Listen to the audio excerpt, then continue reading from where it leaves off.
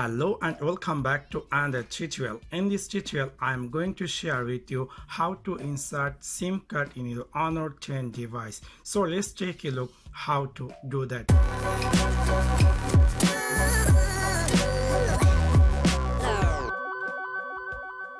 In order to do that, in your Honor 10 device, in the left side corner you will see there will be a tray.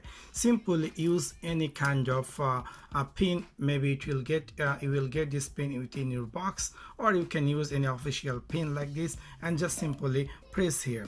When you push this hole in the tray, it will come out, and then later on you can easily insert your any SIM card. In this device you can use two SIM card together and you can easily use. So simply put these two SIM in this tray and then simply push inside this device. So this is how easily you can insert in your Honor 10 device with SIM card. So that's for now. Thanks for watching my video. See you next one. Peace.